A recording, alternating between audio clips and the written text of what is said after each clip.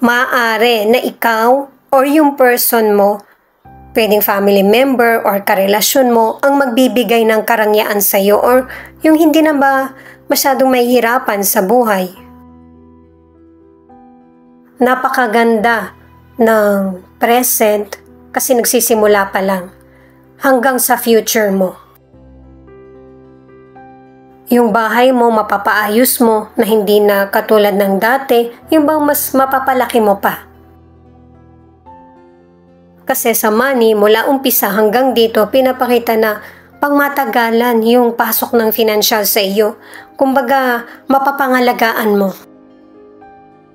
Marami ka na ring tiniis na paghihirap nung kabataan mo, hanggang sa magkaroon ka na ng karelasyon, kaya kung ano yung dumarating na opportunity sa iyo,